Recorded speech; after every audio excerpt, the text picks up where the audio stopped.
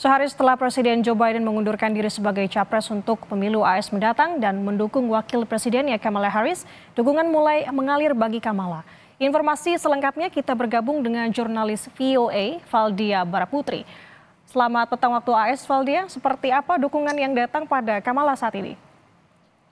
Ya, Nanda, pada saat ini momentum sepertinya berpihak pada Wakil Presiden AS Kamala Harris. Dukungan mengalir baik dari anggota legislatif Partai Demokrat, gubernur, dan juga donatur. Sebuah platform terkemuka penggalangan dana Partai Demokrat bernama ActBlue mengatakan bahwa pihaknya telah berhasil mengumpulkan dana sebesar 46,7 juta US dollar atau lebih dari 755 miliar rupiah yang terkumpul dari donasi kecil bagi Kamala pada hari Minggu saja atau setelah Biden mengumumkan pengunduran dirinya sebagai capres dari Partai Demokrat.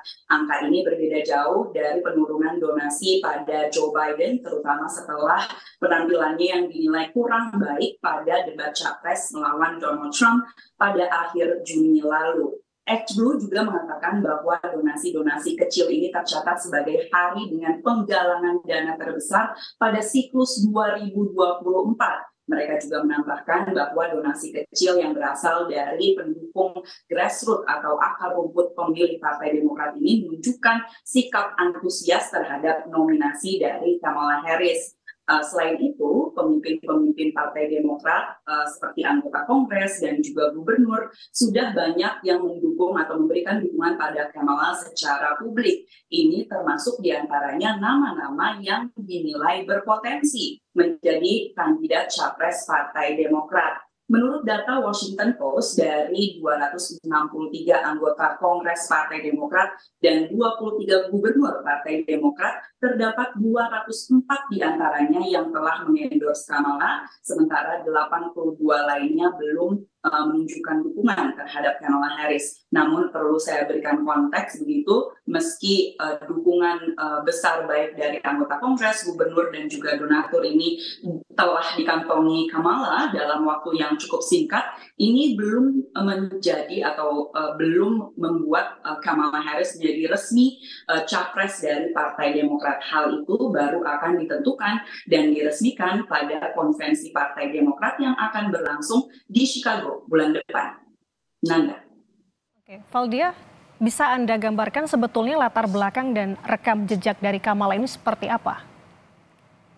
Selama menjadi politisi Amerika Serikat, Kamala Harris ini telah mencatat berbagai catatan sejarah atau membuat catatan sejarah begitu.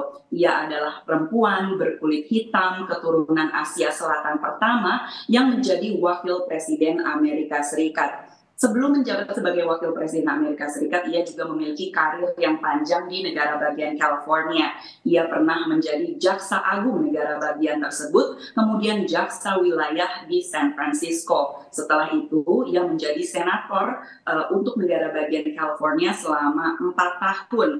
Kemudian ia mendebat atau melawan Joe Biden dan juga kandidat-kandidat dari Partai Demokrat lainnya untuk menjadi capres Partai Demokrat untuk pemilu 2020.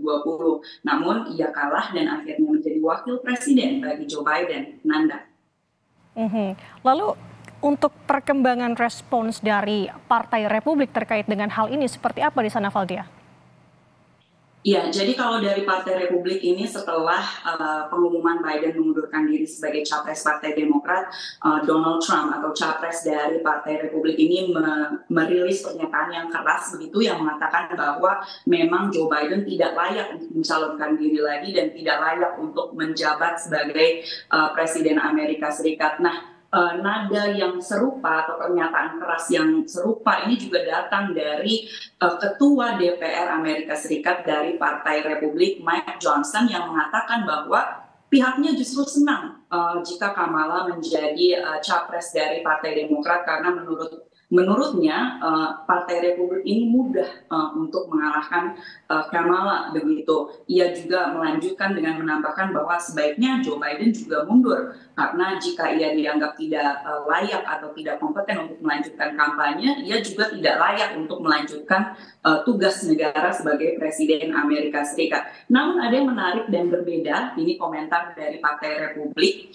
meski komentar-komentar keras tadi itu digaungkan oleh pemilih Partai Republik maupun pemimpin-pemimpin Partai Republik lainnya, tapi mantan wakil presiden dari Donald Trump yakni Mike Pence mengatakan bahwa ia justru memuji kebijakan atau keputusan Biden untuk mengundurkan diri sebagai capres karena menunjukkan bahwa ia mengedepankan kepentingan nasional dibandingkan kepentingan pribadinya. Mike Pence yang saya ulangi lagi merupakan mantan wakil presiden dari Donald Trump juga menyerukan persatuan warga Amerika Serikat di tengah situasi politik saat ini. Nanda. Oke, Valdia, terkait dengan mundurnya Biden kemudian memberikan delegasinya kepada Kamala, dan kita tahu juga sebenarnya ini sudah masuk dalam masa kampanye Pilpres HS di sana. Apakah ini merubah dinamika atau berpengaruh dinamika terkait dengan masa kampanye di sana atau seperti apa gambarannya? Ya, dinamika yang dihasilkan tentu ini sangat berbeda dengan pemilu-pemilu sebelumnya ya. Jadi kalau di Amerika Serikat ini ada yang namanya pemilu pendahuluan. Pemilu pendahuluan ini di mana pemilih partai itu memilih atau memberikan dukungan pada calon atau kandidat capres yang ia dukung. Nah, di pemilu pendahuluannya lalu Joe Biden dan Kamala Harris yang menang. Tetapi kini setelah Joe Biden mundur sebagai capres, maka ini menimbulkan kebingungan bagaimana pemilihan capres selanjutnya bagi Partai Demokrat. Ada dua skenario yang akan berlangsung. Ini yang pertama adalah voting secara online di antara pemilih Partai Demokrat untuk memberikan dukungan bagi kandidat capres yang mereka dukung begitu. Nah, jika sampai pada konvensi Partai Demokrat nanti di bulan Agustus belum ada nama yang mendapatkan suara mayoritas yang jelas begitu, maka akan diadakan konvensi terbuka. Ini seperti kampanye terbuka di mana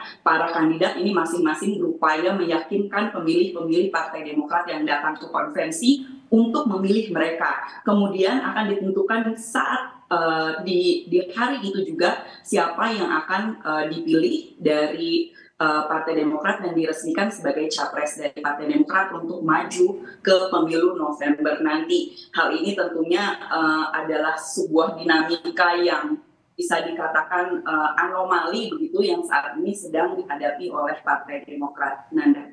Dinamika yang belum pernah terjadi sebelumnya tampaknya ya. Dan juga tadi terkait dengan pengusungan Kamala Harris ini sebenarnya belum dikatakan sah dari dalam tanda kutip karena menunggu konvensi di bulan Agustus mendatang. Terima kasih jurnalis VOA Valdia Baraputri atas laporan Anda.